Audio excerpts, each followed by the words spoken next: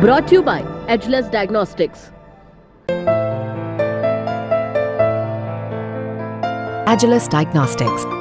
तारीख 5 नवंबर 2023। Israeli radio channel कोल बिनामा पर interview चल रहा था। सामने बैठे थे इजराइल के हेरिटेज मिनिस्टर अमिसाई एलियाहू। एक जगह होस्ट ने पूछा कि आप चाहते हैं कि कल सुबह गाजा पर परमाणु बम गिरा दिया जाए, सबको नेस्त नाबूद कर दिया जाए। एलियाहू इस पर बोले, एक विकल्प ये भी है। ये बयान इजराइल की ऑफिशियल पॉलिसी के खिलाफ था। और ऑफिशियल पॉलिसी क्या है? संशय बनाए रखने की। इजराइल अपने पास परमाणु हथियार होने की बात ना तो स्वीकार करता है, ना ही इस बात से वो इनकार करता है। जबकि एलियाहू के बयान का मतलब था इजराइल के पास परमाणु बम हैं। जैसे ही इंटरव्यू पब्लिक हुआ, बड़ा हंगामा मच गया। इजराइल के प्रधानमंत्री बेंजामिन नेतन्याहू ने फौरन सफाई पेश की। एक्स पर लिखा, एलियाहू के बयान का हकीकत से कोई लेना देना नहीं है। डिफेंस मिनिस्टर योआव गलांत बोले, ये अच्छा है कि इन जैसे लोगों के पास सिक्योरिटी की जिम्मेदारी नहीं है। विपक्षी नेता याया लापिड ने बर्खास्तगी की मांग कर दी। नेतन्याहू ने एलियाहू को बर्खास्त तो नहीं किया, मगर बैन उन पर जरूर लगाया। एलियाहू अगली सूचना तक कैबिनेट की किसी मीटिंग में हिस्सा नहीं ले पाएंगे। ये तो हुआ इजराइल में। बाकी दुनिया इस पर क्या बोली? अमेरिका बोला, ये स्वीकार्य नहीं है, नफरती बयानबाजी से बचना चाहिए। ईरान ने यूएन सिक्योरिटी काउंसिल यानी कि यूएनएससी और इंटरनेशनल एटॉमिक एनर्जी एजेंसी से अपील की। 7 नवंबर को रूस भी इस बहस में कूद गया। कहा, इजराइल ने परमाणु बम होने की बात मान ली है, IAEA और न्यूक्लियर इंस्पेक्टर्स कहां हैं? तो आज हम जानेंगे इजराइल के पास कितने परमाणु हथियार हैं, क्या वो गाजा पट्टी पर परमाणु हमला कर सकता है, और अमेरिका किस बात पर इजराइल से नाराज हो गया। नमस्कार, मेरा नाम दिव्यांशी सुमराव है। आप देखना शुरू कर चुके हैं लल्लन टॉप का अंतर्राष्ट्रीय प्रसंगों से जुड़ा रोजाना का कार्यक्रम दुनियादारी, जहां आज कहानी इजराइल के परमाणु हथियारों की। दुनिया का पहला परमाणु परीक्षण 16 जुलाई 1945 को हुआ था अमेरिका के न्यू मैक्सिको में। इसके 3 हफ्ते बाद अमेरिका ने पहला परमाणु हमला किया जापान के हिरोशिमा पर। 3 दिन बाद नागासाकी पर दूसरा हमला किया गया। इसके बाद किसी और परमाणु हमले का रिकॉर्ड नहीं मिलता है। हालांकि दुनिया भर के देशों में परमाणु हथियार हासिल करने की होड़ जरूर लग गई। ज्ञात तौर पर पूरी दुनिया में महज 8 देशों के पास परमाणु हथियार हैं। सबसे ज्यादा रूस के पास हैं 5800 से ज्यादा, फिर अमेरिका का नंबर आता है 5200 से ज्यादा, चीन 410, France 290, Britain 225, Pakistan 170, Bharat 164, north Korea 30। इन देशों ने पब्लिकली बताया कि हमारे पास परमाणु बम है। अक्सर चर्चा होती है कि इस लिस्ट में इजराइल को भी होना चाहिए। उसके परमाणु हथियारों की संख्या 90 से 400 के बीच मानी जाती है। दावा यह किया जाता है कि इजराइल के पास जमीन, हवा और समंदर से परमाणु हमला करने की काबिलियत है। हालांकि उसने कभी इसकी आधिकारिक तौर पर पुष्टि नहीं की है। वो कहता है, हम ना तो मानेंगे और ना ही मना करेंगे, जिसको जो सोचना है सोचते रहे। तो क्या इजराइल के पास परमाणु बम नहीं है? ये दावा करना भी जल्दबाजी होगा। कुछ कहानियां सुनिए, फिर नतीजे पर बात करेंगे। 14 मई 1948 को इजराइल की स्थापना हुई। अगले ही दिन अरब देशों ने हमला कर दिया। अगले 9 महीनों तक लड़ाई चली। इस दौरान कई ऐसे मौके आए जब इजराइल के अस्तित्व पर सवाल उठा। ऐसा लगा कि यहूदी देश की कल्पना स्वीकार नहीं हो सकती। इजराइल को ऐसे पड़ोसियों के बीच सांस लेना था जो उसे जड़ से खत्म कर देना चाहते थे। बचने के लिए अभेद्य कवच की दरकार महसूस हुई। तब डेविड बेन गुरियन इजराइल के प्रधानमंत्री हुआ करते थे। उनको परमाणु हथियारों में बचाव का रास्ता दिखाई दिया। इतिहासकार एवनर कोहेन ने अपनी किताब द वर्स्ट केप्ट सीक्रेट में लिखा है, बेन गुरियन ने कहा था, आइंस्टाइन, ओपेनहाइमर और एडवर्ड टेलर तीनों यहूदी थे। उन्होंने अमेरिका की परमाणु बम बनाने में मदद की। यही काम इजरायली वैज्ञानिक अपने लोगों के लिए कर सकते हैं। 1949 में इजरायली डिफेंस फोर्सेस की साइंसकोन ने नेगेव के रेगिस्तान में रिसर्च करनी शुरू की। ये बम बनाने के लिए यूरेनियम खोज रहे थे। 1952 में 6 नौजवानों को फंड देकर शिकागो भेजा गया न्यूक्लियर टेक्नोलॉजी की पढ़ाई करने। उसी बरस इजराइल एटॉमिक एनर्जी कमीशन की स्थापना हुई। अर्न्स्ट डेविड बगमैन पहले चेयरमैन बने। वो उन लोगों में से थे जो बेन गुरियन के सपने में भरोसा करते थे। बगमैन की टीम कमाल की थी। वे नई तकनीक ईजाद करने में जुट गए। उन्हें सबसे अधिक सपोर्ट मिला फ्रांस से। दरअसल दोनों देशों की दोस्ती 1948 से ही शुरू हो गई थी। फ्रांस ने यूएन में इजराइल की स्थापना के पक्ष में वोट किया था। वो इजराइल का सबसे बड़ा हथियारों का सप्लायर भी बन गया था। उसी दौर में अफ्रीका में फ्रांस की कॉलोनीज में विद्रोह होना शुरू हुआ, तब इजराइल ने खुफिया जानकारी मुहैया कराई थी। इस तरह दोनों देशों के हित एक दूसरे से नत्थी थे। फ्रांस को एक और उम्मीद थी, उसको लगा कि इजराइल की मदद करने से दुनिया भर के यहूदी वैज्ञानिकों का साथ मिल जाएगा, इसलिए इजरायली वैज्ञानिकों को फ्रांस ने अपने न्यूक्लियर रिएक्टर्स का फुल एक्सेस भी दिया। इजराइल को इसका बड़ा फायदा मिला। फिर आया 1953 का साल। अमेरिका के तत्कालीन राष्ट्रपति ड्वाइट आइजनहावर ने यूएन जनरल असेंबली में भाषण दिया, एटॉमिक एनर्जी का सकारात्मक इस्तेमाल करने की बात कही। फिर atoms for peace programme launch किया। 1955 में इजराइल इसका हिस्सा बना। बदले में अमेरिका ने उनके यहाँ एक छोटा न्यूक्लियर रिसर्च रिएक्टर बनवाया। आगे चलकर इसी की आड़ में परमाणु बम का प्रोसेस शुरू हुआ। उससे पहले मिडिल ईस्ट में हैरत अंगेज घटना घटी। 26 जुलाई 1956 की ये तारीख थी। स्वेज नहर के किनारे 30 लोग दम साधे बैठे थे। वे बार बार अपनी कलाई पर नजर डाल रहे थे। जैसे जैसे रात ढल रही थी, उनकी बेसब्री बढ़ती जा रही थी। 9 बजते ही उन्होंने रेडियो को ऑन किया। वे राष्ट्रपति गमाल अब्देल नासिर के भाषण का इंतजार कर रहे थे। भाषण में कोडवर्ड छिपा हुआ था। वो सुनते ही सबके सब हरकत में आ गए। वे नहर के ऑफिस में घुसे और ऐलान किया, आपकी पुरानी कंपनी वाली सेवाएं समाप्त हुई, अब ये नहर हमारे देश की अमानत हो चुकी है। स्वेज नहर भूमध्य सागर को हिंद महासागर से जोड़ती है, इजिप्ट होते हुए। इससे यूरोप और साउथ एशिया के बीच की दूरी कई हजार किलोमीटर कम हो गई। नहर 1869 में बनकर तैयार हुई थी। पैसा लगाने वाले अमेरिका, ब्रिटेन और फ्रांस थे। शुरुआत में इजिप्ट को भी थोड़ी हिस्सेदारी मिली, लेकिन कुछ समय बाद उन्हें अपनी हिस्सेदारी बेचनी पड़ी। तब नहर पर ब्रिटेन और फ्रांस का कंट्रोल हो गया। फिर जून 1956 में गमाल अब्देल नासिर इजिप्ट के राष्ट्रपति बने। तब तक इजिप्ट आज़ाद हो चुका था, राजशाही खत्म हो चुकी थी। उनकी पश्चिमी देशों के साथ अनबन हुई। नाराज नासिर ने स्वेज नहर को नेशनलाइज कर दिया, पूरा कंट्रोल अपने हाथों में ले लिया। ये फ्रांस और ब्रिटेन के लिए एक बड़ा झटका था। उन्होंने नासिर को हटाने और नहर का कंट्रोल हासिल करने का सीक्रेट प्लान बनाया। इसमें इजराइल को भी शामिल किया। ये मीटिंग 22 से 24 अक्टूबर के बीच पेरिस के पास हुई थी। और प्लान क्या था? पहले इजराइल इजिप्ट के सिनाई पेनिनसुला पर हमला करेगा। फिर फ्रांस और ब्रिटेन अल्टीमेटम देंगे, नहीं मानते पर पीस कीपिंग के नाम पर अपनी सेना भेज देंगे और स्वेज नहर पर कब्जा भी कर लेंगे।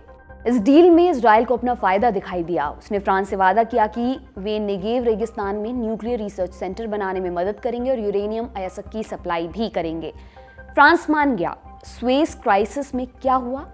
तय प्लान के मुताबिक इजराइल ने हमला किया। फिर ब्रिटेन और फ्रांस ने भी आर्मी उतारी, लेकिन वे नासिर को कुर्सी से हटाने में नाकाम रहे। बाद में यूएन ने अपनी पीस कीपिंग फोर्स भेजी। इजराइल, ब्रिटेन और फ्रांस को सिर झुकाकर वापस लौटना पड़ा। भले ही स्वेज में फ्रांस को हार झेलनी पड़ी, लेकिन उसने इजराइल से किया हुआ वादा निभाया। उनकी मदद से नेगेव में न्यूक्लियर रिसर्च सेंटर का काम शुरू हो गया। इसका नाम डिमोना रिसर्च सेंटर रखा गया, पास के शहर के नाम पर। इजराइल ने अपने न्यूक्लियर प्लान को पूरी दुनिया से छिपा कर रखा था। फ्रांस के अलावा किसी देश को इसकी जानकारी नहीं थी। शुरुआत में अमेरिका को भी नहीं पता था, लेकिन जब भनक लगी तो हड़कंप मच गया। CIA ने सरकार को दिए मेमो में लिखा, डिमोना रिसर्च सेंटर का मुख्य उद्देश्य परमाणु हथियार बनाना है। अगर अरब देशों को इसका पता चला तो वे हम पर शक करेंगे। इससे पूरे इलाके में सनसनी फैल जाएगी। कहा जाता है कि अमेरिका ने डिमोना में एयरफोर्स भेजने की तैयारी कर ली थी। और क्या हुआ था तब? जनवरी 1961 में जॉन एफ कैनेडी अमेरिका के राष्ट्रपति बने। वे परमाणु हथियारों की होड़ रोकना चाहते थे। शपथ लेने से एक दिन पहले उन्होंने पिछली सरकार में विदेश मंत्री क्रिस्टियन हार्टर से मीटिंग की। पूछा कौन कौन देश परमाणु बम हासिल करना चाहते हैं। हार्टर ने भारत और इजराइल का नाम लिया। इजराइल पर बोले 2 बरस बाद उनके पास 10 से 15 परमाणु हथियार बनाने लायक सामान होगा। आपको अभी से उनके ऊपर दबाव डालना चाहिए। कैनेडी ने उनकी बात मानी। शपथ लेते ही बेन गुरियन पर इंस्पेक्शन का दबाव डाला। 20 मई 1961 को 2 अमेरिकी वैज्ञानिकों ने डिमोना का दौरा किया, मैनेजमेंट से मिले, जांच परख की। फिर रिपोर्ट में लिखा कि सब ठीक है, यहाँ परमाणु बम बनाने की गुंजाइश नहीं दिखाई दी। इस रिपोर्ट के आधार पर बेन गुरियन और कैनेडी की मीटिंग हुई। इसमें बेन गुरियन ने पुरानी बातें ही दोहराई। कहा न्यूक्लियर प्रोजेक्ट शांतिपूर्ण इस्तेमाल के लिए है, लेकिन एक जगह बात फंस गई। बेन गुरियन बोले अभी तक तो शांति है, लेकिन इसका भविष्य मिडिल ईस्ट के हालात पर निर्भर करता है। हम देखेंगे कि आगे क्या हो सकता है। उस समय तो विवाद टल गया, लेकिन जून 1962 में कैनेडी को फिर से शक हुआ। उन्होंने दूसरी बार वैज्ञानिकों को भेजने की कोशिश की, लेकिन इजराइल तैयार नहीं हुआ। सितंबर में इजाजत दी गई, मगर 45 मिनट के बाद अमेरिकी वैज्ञानिकों को बाहर निकाल दिया गया। डिमोना रिसर्च सेंटर की कई इमारतें नहीं दिखाई गईं। इससे शक बढ़ता गया। अप्रैल 1963 में अमेरिका ने इजराइल के सामने अपना प्रस्ताव रखा। इसके तहत साल में 2 बार अमेरिकी वैज्ञानिक डिमोना रिसर्च सेंटर जाने वाले थे और उन्हें पूरी फैसिलिटी की जांच करने की इजाजत होती। इजराइल इसके लिए तैयार नहीं हुआ। प्रधानमंत्री बेन गुरियन ने चिट्ठी लिखकर वजहें गिनाई, मगर कैनेडी टस से मस नहीं हुए। जून 1963 में उन्होंने एक और चिट्ठी इजराइल को भेजी। लिखा, अगर इजराइल ने हमारी बात नहीं मानी तो हम सारी मदद बंद कर सकते हैं। जब तक ये चिट्ठी प्रधानमंत्री दफ्तर पहुंचती उससे पहले ही बेन गुरियन ने इस्तीफा दे दिया। उन्होंने निजी कारणों का हवाला दिया था, लेकिन कहा जाता है कि अमेरिका के दबाव ने भी कुर्सी छोड़ने में बड़ी भूमिका निभाई थी। बेन गुरियन के बाद लेव एशकोल इजराइल के प्रधानमंत्री बने। उनके सामने भी अल्टीमेटम की चिट्ठी मिली, वो मान गए। 1964 और 1969 के बीच अमेरिकी वैज्ञानिकों ने 6 बार डिमोना का दौरा किया, साल में 1 बार। कैनेडी की 1963 में हत्या हो चुकी थी। उन्होंने अपने खतों में जो सख्त शर्तें रखी थीं, उन्हें कभी नहीं माना गया। कैनेडी के बाद के अमेरिकी राष्ट्रपतियों ने परमाणु अप्रसार और डिमोना के निरीक्षण का समर्थन किया, मगर उन्हें कैनेडी की शर्तों को बरकरार रखने की कम चिंता थी। देखा जाए तो इसी वजह से इजराइल का न्यूक्लियर प्रोग्राम बचा रह गया। बाद में अमेरिका भी इजराइल की संशय वाली पॉलिसी पर चलने लगा। वो ये दिखावा करने लगा कि हमें कुछ नहीं मालूम। ये पॉलिसी आज तक चलती आ रही है। इजराइल के पास आखिर कितने परमाणु हथियार हैं, इसके बारे में भी बात कर लेते हैं। सितंबर 2016 में कॉलिन पॉवेल का ईमेल लीक हुआ। पॉवेल 2001 से 2005 तक अमेरिका के विदेश मंत्री रहे। उनकी ईमेल के मुताबिक इजराइल के पास 200 परमाणु बम थे। हालांकि इसकी आधिकारिक पुष्टि नहीं हो सकी। अलग अलग स्टडीज में इनकी संख्या 90 से 400 के बीच बताई जाती है। समय के साथ इनका अपग्रेडेशन भी हो रहा है। इजराइल ने परमाणु अप्रसार संधि यानी कि NPT पर साइन नहीं किया है। ये संधि नए परमाणु हथियार बनाने से रोकती है। भारत और पाकिस्तान भी NPT का हिस्सा नहीं है। इजराइल डिमोना में न्यूक्लियर रिसर्च सेंटर की बात मान चुका है, लेकिन उसने परमाणु हथियारों पर चुप्पी साधी हुई है। हालांकि कई दफा इजरायली नेताओं की जुबान फिसल चुकी है। इस फिसलन में वे परमाणु बम रखने का संकेत दे चुके हैं, जैसा इस बार भी हुआ। इजराइल के परमाणु हथियारों पर सबसे बड़ा खुलासा 1986 में हुआ था। मोदेकाई वनूनू इजराइल के रहने वाले थे, न्यूक्लियर टेक्नीशियन के तौर पर काम करते थे। 1986 में उन्होंने ब्रिटिश अखबार संडे टाइम्स से कुछ सीक्रेट्स साझा किए। दावा किया कि इजराइल के पास न्यूक्लियर हथियार हैं। बहुत सारे सबूत भी पेश किए। उनके दावे ने सनसनी फैला दी। दावा करने से बहुत पहले वो लंदन चले गए थे। एक दिन उनकी मुलाकात शेरिल बेंतोव नाम की लड़की से हुई। दोनों ने रोम में छुट्टियां मनाने का प्लान बनाया। जैसे ही दोनों रोम पहुंचे, बेंतोव ने अपना राज जाहिर कर दिया। वो मोसाद की एजेंट थी। इसके बाद मोसाद एजेंट्स ने वनूनू को बेहोश किया और जहाज में बिठाकर समंदर के रास्ते इजराइल ले आए। इजराइल में उनके ऊपर मुकदमा चला। उन्हें राजद्रोह के आरोप में 18 बरस की जेल हुई। वो आज भी इजराइल में प्रतिबंधों के बीच रह रहे हैं। अब ये जान लेते हैं कि किस स्थिति में इजराइल परमाणु बम गिरा सकता है। इतिहासकार एवनर कोहेन के मुताबिक 4 रेड लाइंस हैं। अगर इजराइल के बड़े शहरों पर दूसरे देशों का हमला होता है, अगर इजराइल की एयरफोर्स पूरी तरह तबाह हो जाती है, अगर इजराइल पर रासायनिक या जैविक हथियारों से हमला होता है, या इजराइल पर परमाणु बम गिराया जाता है।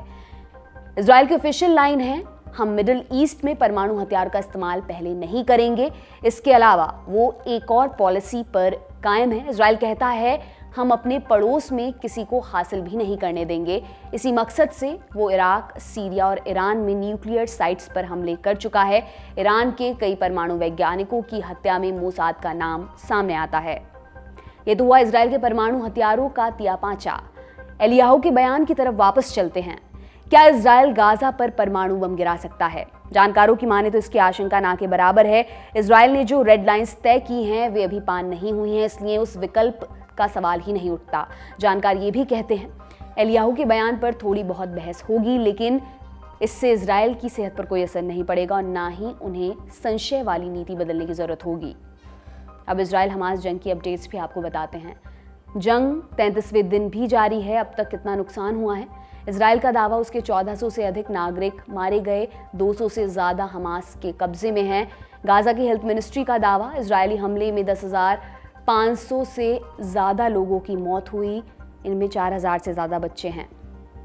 दूसरी अपडेट G7 समिट से जुड़ी है। टोक्यो में G7 देशों के विदेश मंत्रियों की बैठक हो रही है। इसमें गाज़ा की स्थिति पर भी चर्चा हुई। इसमें युद्ध विराम की संभावना को खारिज कर दिया गया, हालांकि मानवीय मदद के लिए रास्ता देने की अपील जरूर की गई। तीसरी अपडेट युद्ध के बाद के प्लान से जुड़ी है। इजराइल ने कहा था कि युद्ध के बाद गाज़ा का सिक्योरिटी कंट्रोल IDF के पास रहेगा। कई इजरायली नेता गाज़ा में फिर से सेटलमेंट बसाने पर बात कर रहे हैं। अमेरिका ने इस प्लान को सिरे से नकार दिया है। विदेश मंत्री एंटनी ब्लिंकन ने कहा है कि भविष्य में शांति के लिए कुछ शर्तें हैं। गाज़ा का इस्तेमाल हिंसा या आतंकी हमले के लिए नहीं होगा। युद्ध के बाद गाज़ा पर कब्जा नहीं किया जाएगा। गाज़ा की नाकेबंदी की कोई कोशिश नहीं होगी। गाज़ा की जमीन नहीं छीनी जाएगी। ये भी निश्चित किया जाएगा कि वेस्ट बैंक से आतंक का खतरा ना हो। ब्लिंकन वेस्ट बैंक और गाज़ा को फिलिस्तीनी अथॉरिटी के हवाले करने का प्लान पेश कर चुके हैं। PA की कमान फिलहाल फतह मूवमेंट के पास है। उसके मुखिया हैं महमूद अब्बास। इजराइल हमास जंग पर हमारी नज़र बनी हुई है। आप बने रहिए दी लल्लन टॉप के साथ। आज के दुनियादारी में इतना ही। कल फिर आपसे मुलाकात होगी इसी उम्मीद के साथ मैं विदा लेती हूँ। शुक्रिया, शुभ रात्रि।